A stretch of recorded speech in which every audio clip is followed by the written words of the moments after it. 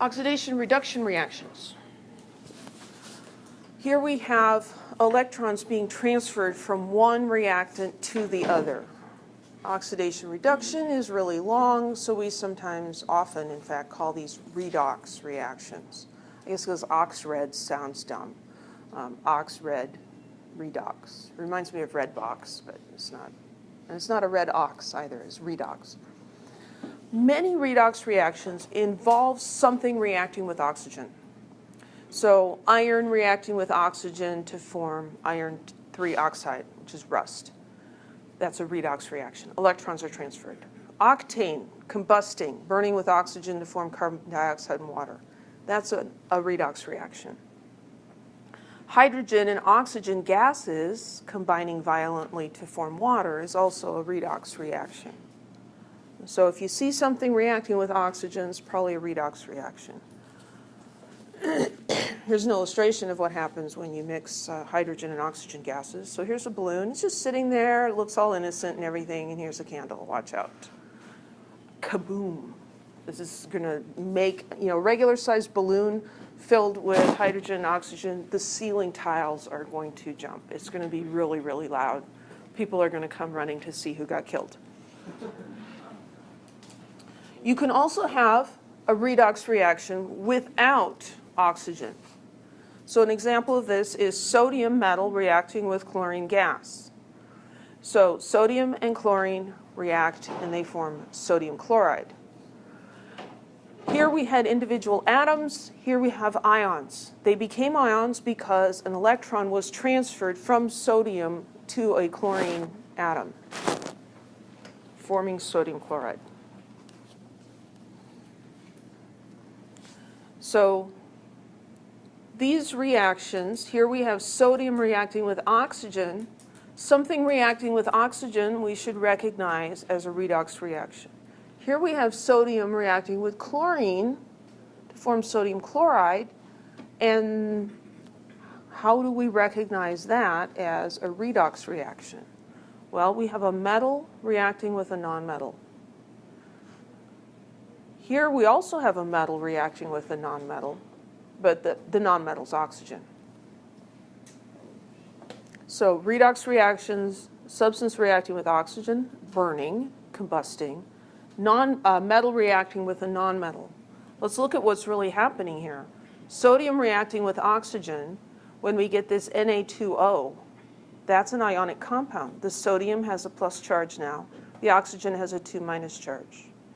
Each of those sodium atoms gave one electron to an oxygen atom, resulting in this charge. It's a transfer of electrons.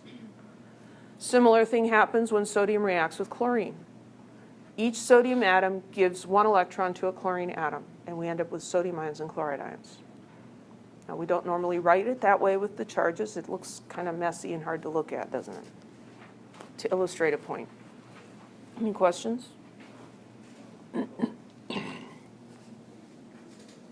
For a free element to become an ion, you have to have a transfer of electrons.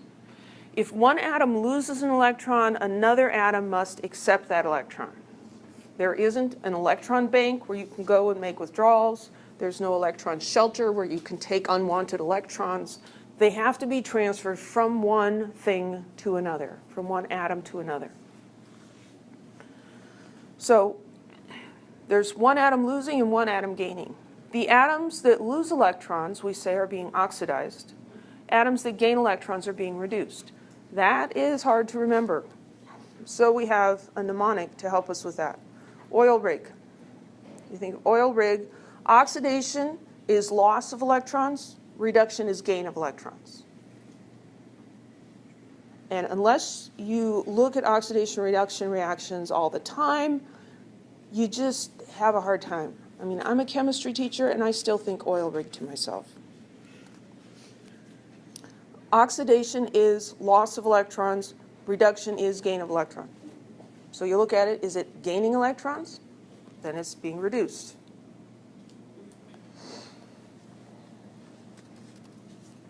So we can have ions forming. We can also have oxidation reduction, though, with an incomplete transfer of electrons. They don't have to be completely transferred.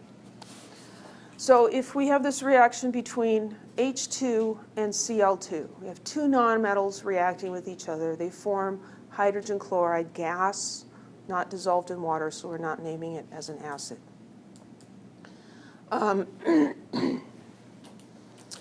In the hydrogen diatomic molecule, those two hydrogen atoms are sharing that pair of electrons between them equally.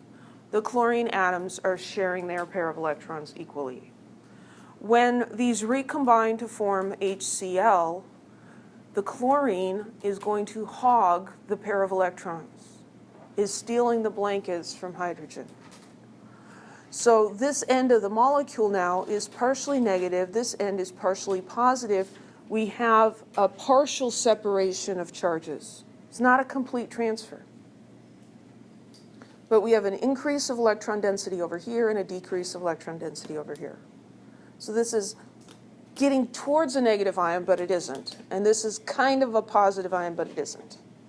It's an incomplete transfer. That's also a redox reaction. Redox reactions between nonmetals are kind of hard to identify because you can't just look at charges.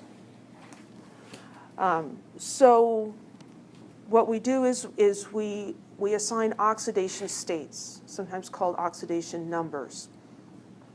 And this is just an artificial thing that we use to keep track of where the electrons are shifting so that we can say, well, which one's being oxidized, which one's being reduced.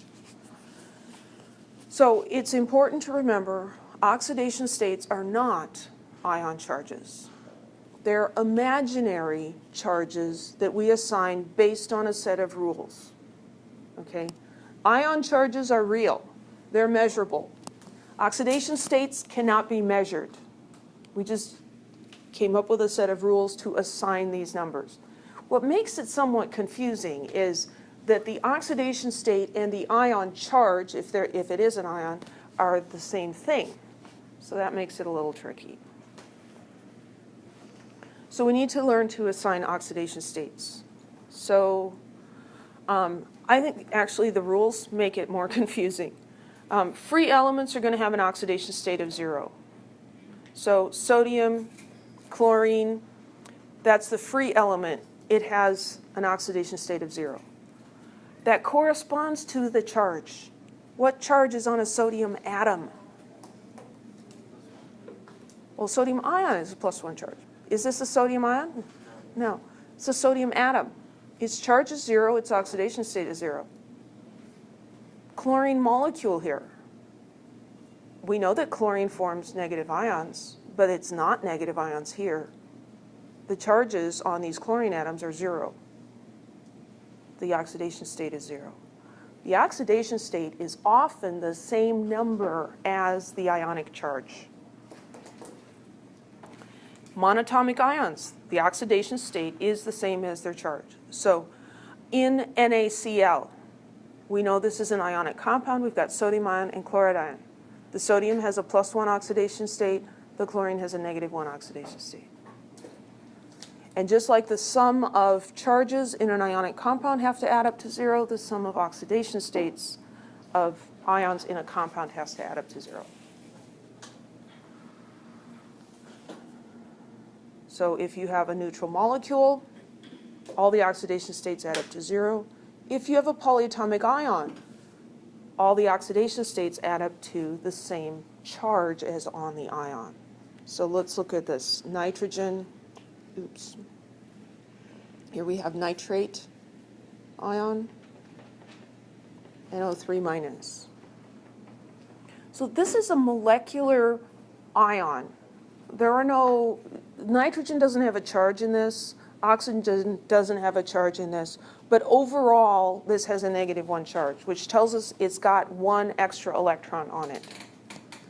The rules that we'll talk about in a minute about how to assign oxidation states to nonmetals tell us that the oxygen's -2 and the nitrogen's +5.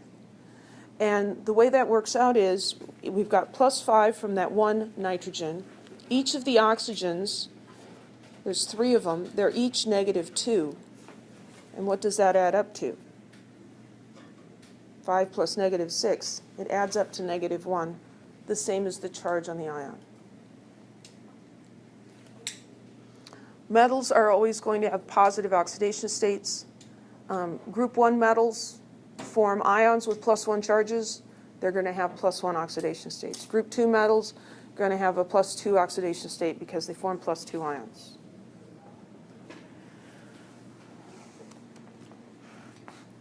So this is the part that's different than ion charges. What do we do with the nonmetals? This is actually based on electronegativity, but the rules here are easier to use and easier to remember than comparing electronegativities. So this is an order of priority. Fluorine, hydrogen, oxygen, 7, 6, 5. Group 7, group 6, group 5. So we look at the nonmetals in this in the compound, and if we have fluorine, fluorine gets first choice of oxidation state. The oxidation state that these elements would choose is the same as the charge they would make if they were an ion. So fluorine would make a -1 ion. So if fluorine is present in a molecular compound, it gets first choice and it gets an oxidation state of -1, even though it's not actually an ion there. Hydrogen would like to be +1. Hydrogen gets second pick. Then oxygen wants to be -2, the same as the ion charge. Group 7, all the group 7 elements form -1 ions when they form ions. So if they get their pick, they'd like to be -1. Group 6 forms -2 ions. They'll have a -2 if they can. And group 5 forms -3 ions. They'll be -3 if they can. But sometimes they can't get what they want. So how do you decide who gets what they want? This is the list. Fluorine first, hydrogen, oxygen, 7, 6, 5. Now, I had to come up with a way to remember that. So I don't just remember junk. I have to make associations in my head.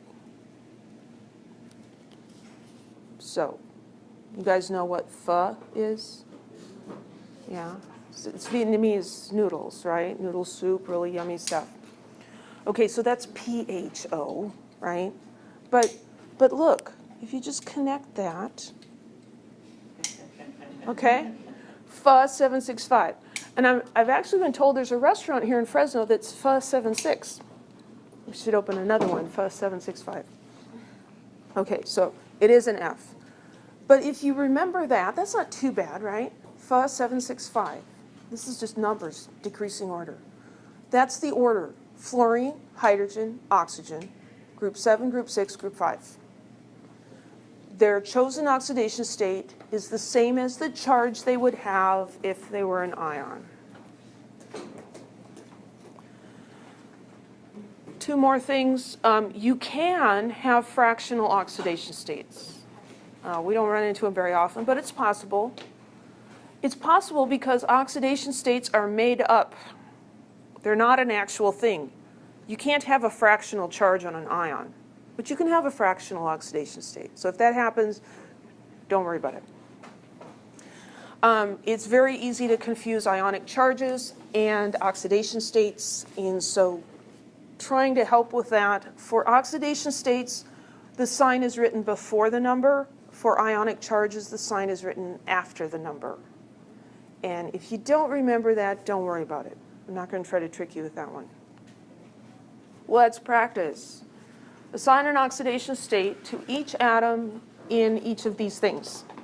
You assign the oxidation states to the individual atoms, not the individual elements, not the whole thing, individual atoms. So, chromium, 0. So chromium is an element. And as it's written here, it doesn't have a charge, it's just the element. So its oxidation state happens to be the same as its charge here, which is 0. What about the chromium 3 ion? It's 3. Here we have a monatomic ion. Its charge and its oxidation state are the same. So its oxidation state is +3. Here we've got carbon tetrachloride, CCl4. Okay, so we don't have ions because this is 2 nonmetals. So we need to use Fe765. So there's no fluorine, there's no hydrogen, there's no oxygen. Group 7 is next. Chlorine is in group 7. What charge does a chloride ion take? -1. So that is what it's going to choose for its oxidation state. Each chlorine atom in there has a -1 oxidation state. We figure out what carbon has because all the oxidation states have to add up to 0. This is a neutral molecule. So we have 4 chlorines. They're each -1. There's 1 carbon. It must be +4. So the chlorines are -1 and the carbon is +4. Let's look at this one. SrBr2.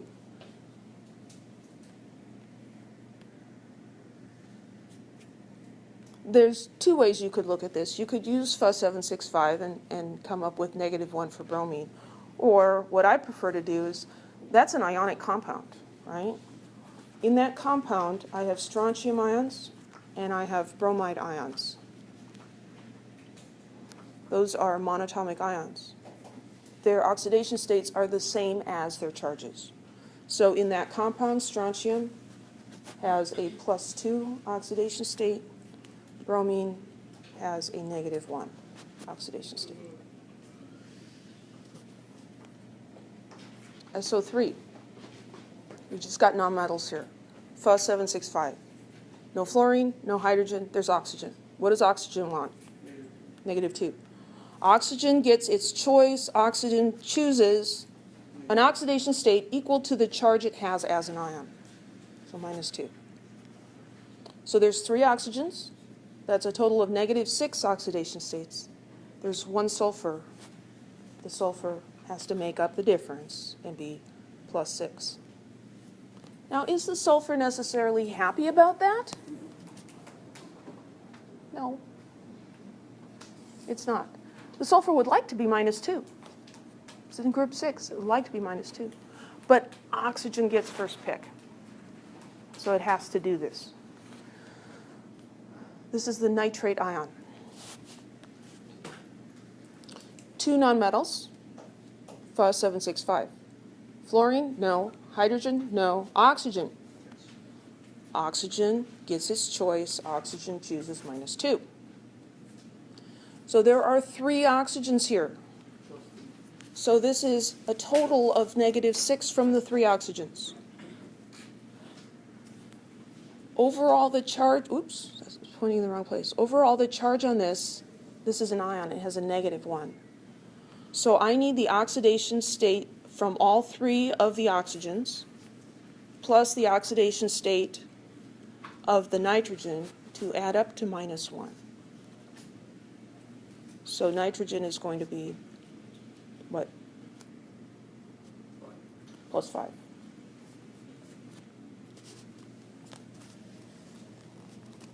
It's like learning some weird card trick. Once you see it, it's actually very simple. Until you see it, it's like magic or voodoo or something. The math isn't hard.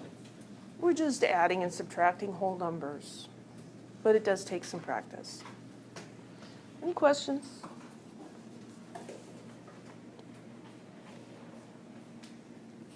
So how do we identify redox reactions? So we know that oxidation is loss of electrons. Reduction is gain of electrons from oil rig, right? So if something loses an electron, its oxidation state goes up. So oxidation is an increase in the oxidation state. Reduction is a decrease in the oxidation state. Reduction is a reduction in the oxidation state.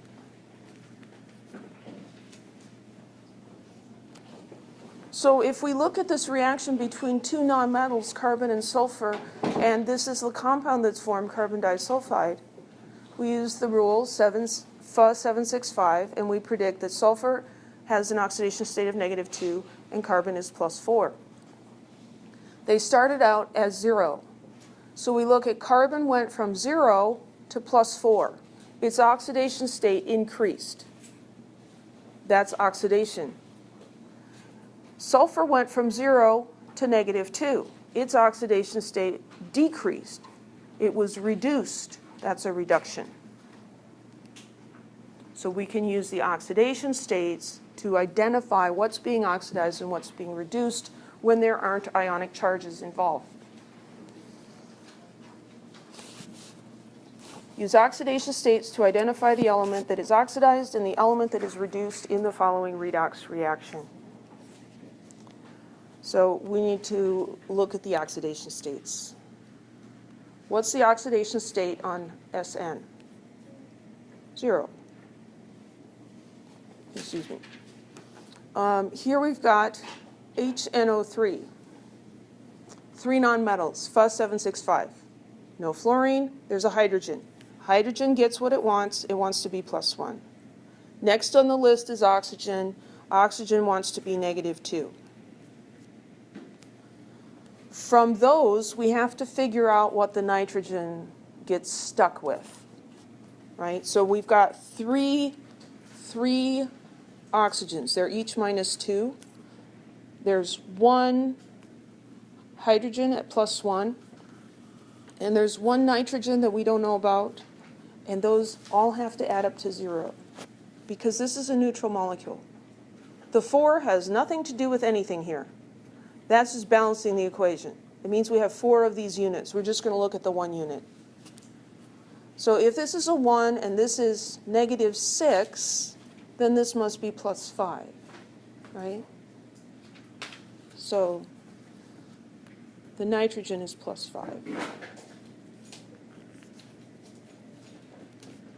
+5. And then we go over here, SnO2. You could do it using the rules. You can do it looking at ionic charges because this is an ionic compound. What's the charge on the oxygen ion? -2. And if there's 2 of those, what's the charge on the tin ion? +4. Here we've got NO2, Fa765. Oxygen gets its way. Oxygen wants to be -2. What does the nitrogen have to be? +4. Because 2 of these would be -2.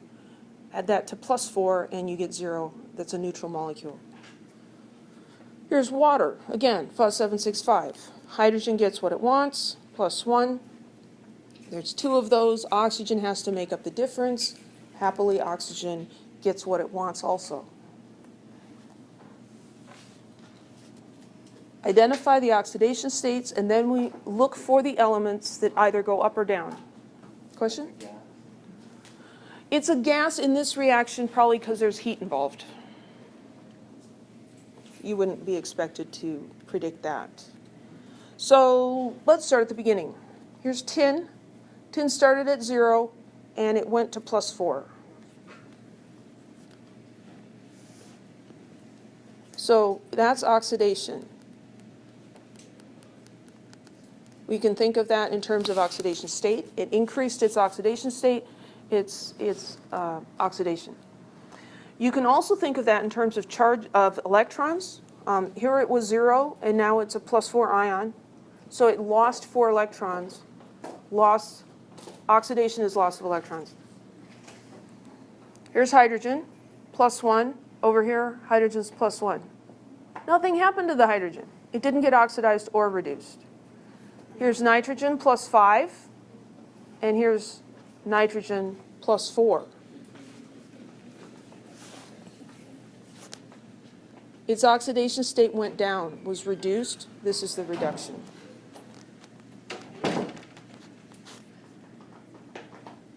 Did anything happen to the oxygen? No. It started out -2 here.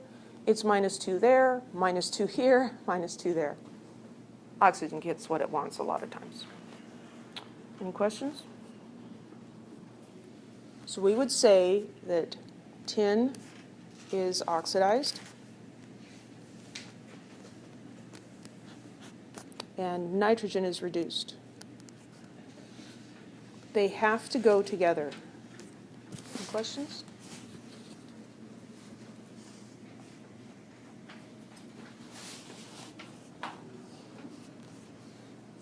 Oxidation and reduction have to occur at the same time. If one atom gives up electrons, another has to take them. So just to add, like this isn't confusing enough, we have oxidizing agents and reducing agents. So let's think about Hollywood. So in Hollywood you have movie stars and you have movie agents. Who stars in the movies? The movie stars. What does the agent do? He arranges for them to be in the movies, right? He makes the deals. It's like, okay, I got this deal for you, and you can be in the movie. The agent doesn't do the acting, right? Here, the reducing agent is not the thing that's being reduced. It's the thing that causes something else to be reduced. It's just an agent for that. The oxidizing agent causes something else to be reduced. I'm sorry, I said that wrong. The oxidizing agent causes something else to be oxidized. In the process, the oxidizing agent is reduced. And I think the best approach to this is just literally talk it through in your head. You should be mumbling to yourself on the exam if you have a question about this. Okay, the oxidizing agent doesn't get oxidized. It causes something else to be oxidized because movie agents don't star in movies. They get other people to star in the movies. The oxidizing agent is reduced. You just talk it through in your head. Okay. So let's determine whether each reaction is a redox reaction or not. And if it's a redox reaction, identify the agents. Okay. First one, lithium plus chlorine making lithium chloride. Is it a redox reaction? Yes. How can we recognize that? There's more than one way. Metal, nonmetal reacting, it's going to be a redox reaction. This is forming an ionic compound. We had atoms here, now we have ions. This is a redox reaction. So to identify the agents, we need to figure out which one's being oxidized and which one's being reduced. So we can do oxidation states, but it's the same as ion charges. So in lithium chloride, lithium has a +1 charge, chloride has a -1 charge. So lithium is going from no charge to a positive charge.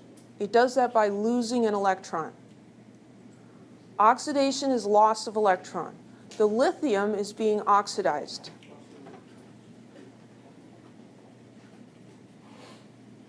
You can also think of it in terms of oxidation states. It's going from a 0 oxidation state to a +1. Its oxidation state is going up. So is it the oxidizing agent or the reducing agent? It's the reducing agent because it's oxidized. So lithium is the reducing agent. I'm going to call that Ra.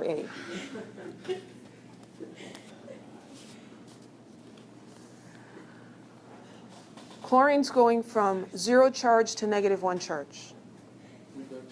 That's a reduction. This is being reduced. It's causing the other thing to be oxidized. So chlorine is the reducing agent. Sorry, the oxidizing agent. It's confusing. I am with you on that. It's totally confusing. Yeah, why do we even have to call it? You know, that's a great question. It's because these terms are used. A lot of it's historical. You might say it's hysterical, but it's historical. Oxidation was originally that something was gaining oxygen. They didn't understand what was happening with electrons and stuff, but you burn something, it gains oxygen, that's oxidation. So the thing that causes it to gain oxygen was the oxidizing agent. And I think it became more confusing once we actually understood what was happening. but it is, and we have to deal with it. Is number 2 a redox reaction? Well, how can we tell? We do have 2 metals, but are they both elements? This is an ion, right? And this is an atom. Is the aluminum changing its oxidation state? Here it's 0, here it's +3. The tin is going from a +2 oxidation state to a 0 oxidation state.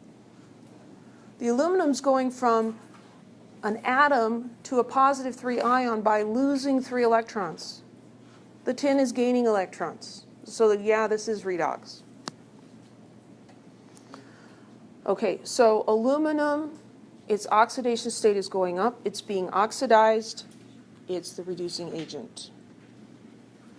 So aluminum is the reducing agent.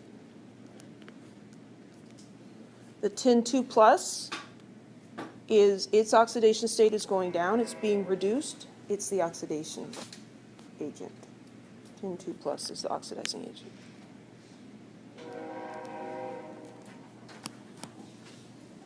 How about this one?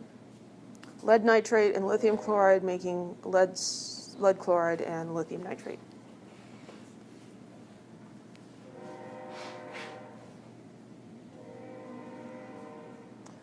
There's a solid forming here, right? This is a precipitation reaction.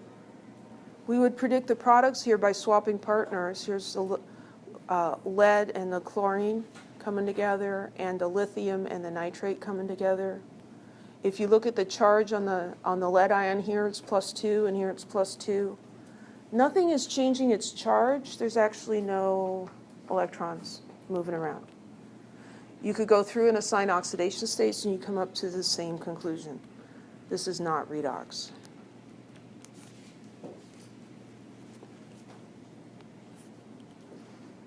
Number 4, is that a redox? We should see something reacting with oxygen and say, yeah, that's a redox reaction. Identifying what's being oxidized and reduced requires us to look at oxidation states. What's the oxidation state of carbon?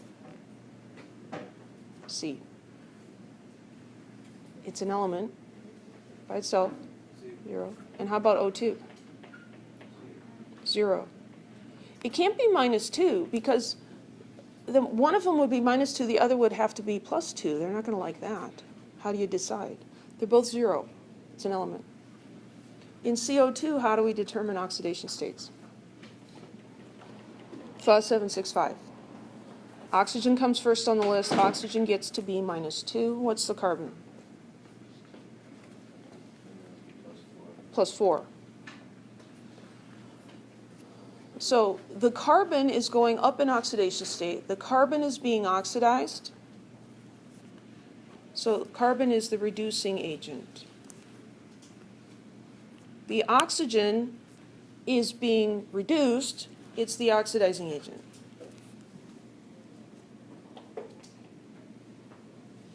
Any questions? Yeah. Okay. Why are carbon and oxygen 0 here? Okay, that's the first rule, is that an element by itself has an oxidation state of 0. Always. You can also think of it in terms of ionic charges. Does this carbon have a charge as it's listed here? No. So its charge is 0. Does O2 have a charge? No. So it's 0. There is the peroxide ion, which is O2 2-, but if it's an ion, the charge is shown. Okay, so that's how we know. Good question. Yeah. I'm confused on why number 3 is not. Okay, why is number 3 not a redox reaction? Well, let's look at what's happening here. Here we have a nitrate ion, and here we have nitrate ion. And so because it's still nitrate ion, it's not changing at all. So we can kind of just leave that out of the picture right away. But let's look at what's, didn't mean to do that. Let's look at what's going on with this this lead ion. What's the charge on that lead ion? 2 plus. We know that because the nitrate ion is -1, and there's 2 of them. So this is a Pb2 plus ion. Over here, we've got lead with chlorine. The chlorine has a -1 charge. The lead also would have a +2 charge over here.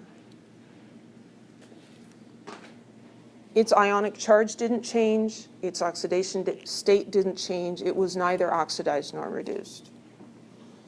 And lithium here is +1, and lithium here is +1. Chloride is -1, chloride is -1. So they didn't change charges, they didn't change oxidation states. Any other questions? Yeah. I'm confused as to how +4 somehow and -2 somehow equals 0. Okay, that's a good question. How does +4 and -2 equal 0? That's because there's 2 oxygens. They each have an oxidation state of -2. So 2 -2s plus 4 does equal 0. Yeah. I'm confused on how you associate each of the elements with The agent thing? Yeah. Okay. I love how I'm getting lots and lots of questions, and they're all starting with, I'm confused by, this is very confusing. Okay. So this question is, I'm confused by, how are you calling this a reducing agent? How is this the oxidizing agent? Right? So what I'm doing is I'm looking and seeing what's happening to lithium. If we think in terms of oxidation states, this has an oxidation state of 0. Here it has an oxidation state of +1. So it went up in oxidation state, it's being oxidized, right? If it is being oxidized, it's causing something else to be reduced, and that makes it the reducing agent. It's this opposite business. I got a couple of O's out of that. That was good. Here's chlorine. As an element by itself, is going to have a 0 oxidation state. Over here, it has a -1 charge, a -1 oxidation state. Its oxidation state was reduced. It was reduced. This is a reduction occurring. If that's being reduced, it's causing the other thing to be oxidized. So it's the oxidizing agent. Okay, so they're just opposite. What works for me is thinking about the movie agents and the movie stars. So figure out which one's being oxidized, which one's being reduced. The agent then is just the opposite. Okay, any other questions? Good questions. Oh, shoot, I thought we were done. Combustion reactions, something reacting with oxygen. We're going to form more than one or more compounds that contain oxygen. Often one of these is water. Another thing about combustion reactions is that they emit heat. So this corresponds to what we know from being adults and living, right? If something's burning, is it hot or cold? It's hot. Okay, we learned that as toddlers. If it's burning, don't touch it, it's going to hurt because it's hot. We also know that in order for something to burn, there has to be air present, and what's important in the air is the oxygen. No oxygen, no fire. Okay, so combustion, reacting with oxygen, producing heat. Here's an example. Natural gas, mostly methane, burns very nicely. That's what we use in our Bunsen burners. That's what you use in your gas stove at home. Methane reacts with oxygen to form carbon dioxide and water. If we look at the oxidation states here, we see that hydrogen is +1, carbon is -4 here. Oxygen by itself is 0. In carbon dioxide, the carbon now is +4, the oxygen is -2, and in water, the hydrogen is +1, and the oxygen is -2. So the hydrogen didn't change. The hydrogen is still +1. Oxygen went from 0 to +4. It's being oxidized. No, I'm looking at the wrong number. It's like, wait a minute. It goes from 0 to -2. That was carbon. Those are a little too close. That's my excuse. That kind of looked like an O. I'm just losing it. 0 to -2, it was being reduced. Oxygen is the oxidizing agent. That's where oxidizing agent got its name. Carbon is going from -4 to +4. It's being oxidized, it's the reducing agent.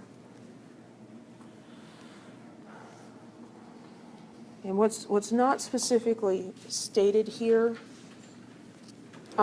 if you have a compound containing carbon, hydrogen, oxygen, and it reacts with oxygen to burn, the products are always the same, CO2 and H2O. That's what they burn to. Write a balanced equation for the complete combustion of liquid C2H5OH. That's ethanol, if you care. That's the stuff that's in beer and wine and vodka. Sorry, that's the other way to write it. C2H5OH. The OH is written here by itself, not because this is a base, it's not a metal hydroxide. It's because the OH distinguishes it as an alcohol. So this is going to react with oxygen. What are the products going to be? CO2 and water. CO2 will be a gas. Water, is this reaction going to be hot? Yeah. So the water's going to be a gas too. I won't try to trick you on that, but that's how you should know. We have to balance the dumb thing. Two carbons, okay. Make it 2. Over here, how many hydrogens? 5 plus 1, 6. Yeah, don't forget that other one. So over here I only have 2, so I'll put a 3 there. And now it comes down to the oxygens. Here I've got 4 oxygens in the 2 CO2s. I've got 3 oxygens in the 3 water molecules. Over here I have 2 oxygens there and 1 oxygen there. So I would prefer to stick something in here in front of the O2 so that I don't mess up the rest of the work that I've done. So I've got 7 on this side. So if I put a 3 here, that's going to give me 6, plus this 1 is 7. There, it's balanced.